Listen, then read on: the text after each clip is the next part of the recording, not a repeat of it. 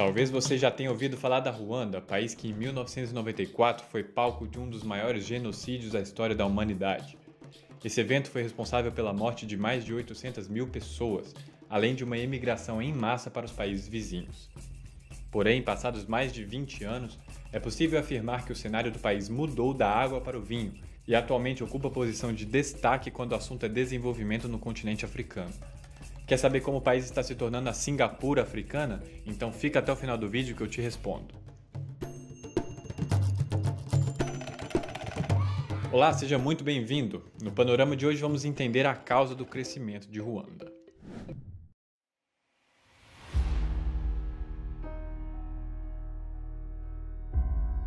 É impossível analisar a história de Ruanda sem olhar um pouco para trás e entender o conflito entre os Tutsis e os Hutus. O conflito começou em 1994, quando uma onda de Hutus extremistas partiram para um assassinato em massa de Hutus moderados e Tutsis, de um modo completamente brutal. Nem as crianças foram poupadas, visto que o objetivo dos extremistas era eliminar completamente a etnia Tutsi.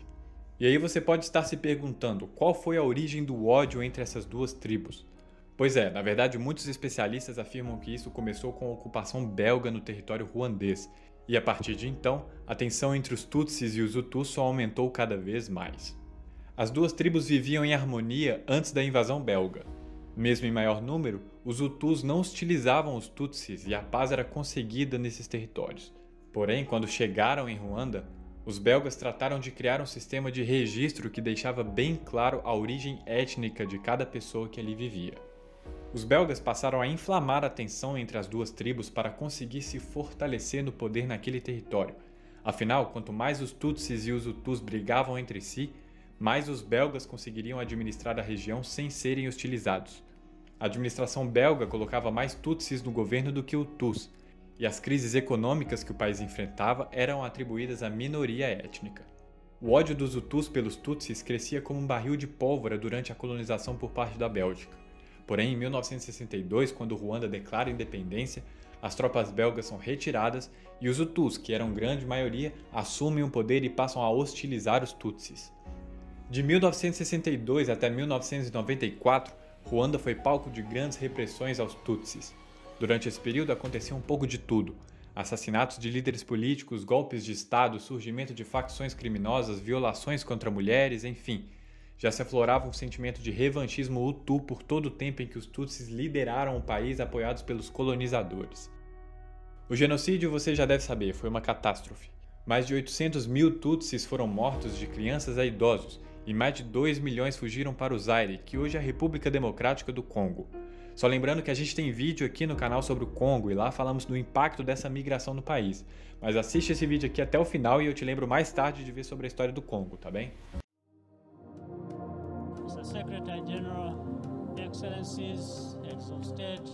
A recuperação de Ruanda está atrelada inevitavelmente a Paul Kagame, presidente de Ruanda. Após o fim do genocídio, o político assume o poder e tem a difícil tarefa de recuperar um país que se tornou conhecido apenas pelo massacre.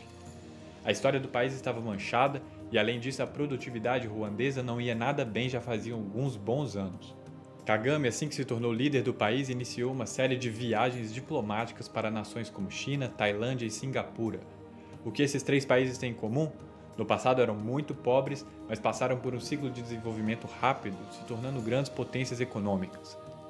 Kagame foi buscar entender a causa de um crescimento galopante e, ao lado da sua equipe, implantou diversas reformas políticas e econômicas no país.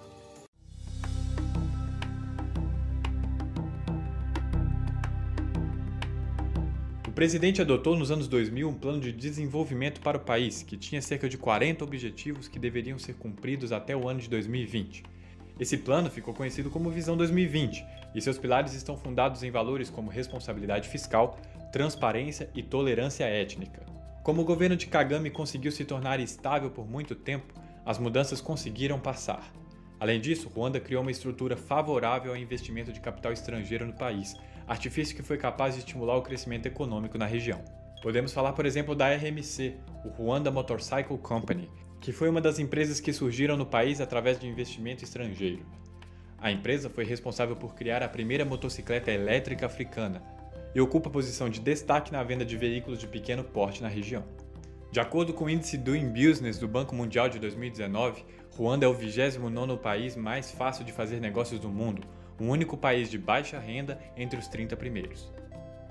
Se você gosta desse tipo de vídeo em que analisamos a história de um país, se inscreve aqui no canal, porque estamos por aqui para trazer uma análise diferente sobre países dos 5 continentes. Então, se você ainda não é inscrito, aproveita e já se inscreve agora. O crescimento econômico que Ruanda passou foi capaz de tirar pelo menos 1 milhão de cidadãos da extrema pobreza entre 2005 e 2011, de acordo com a pesquisa sobre as condições de vida das famílias em Ruanda. O PIB per capita do país em 1994 era de 146 dólares.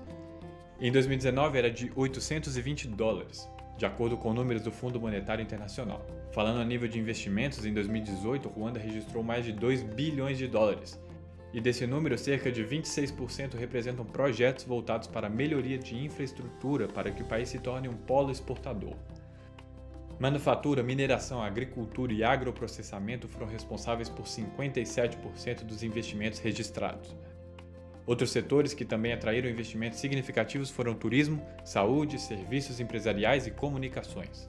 O país não está apenas criando um ambiente favorável aos negócios, mas também diversificando a economia de ser quase totalmente dependente da agricultura, que agora oferece serviços mais industrializados.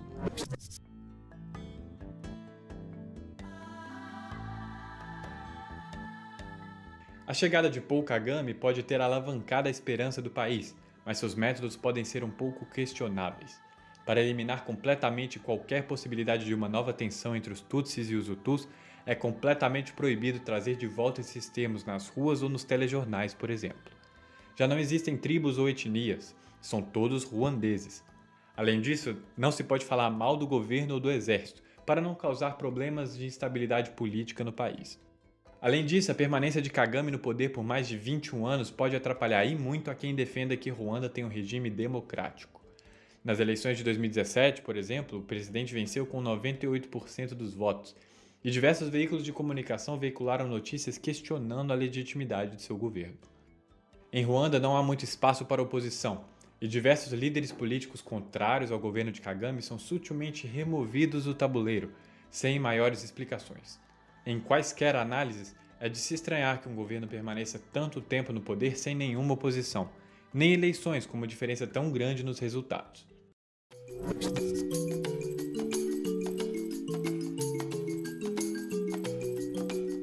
Ruanda teve um crescimento muito significativo, podendo ser considerado um verdadeiro milagre econômico dado o genocídio que o país passou nos anos 90.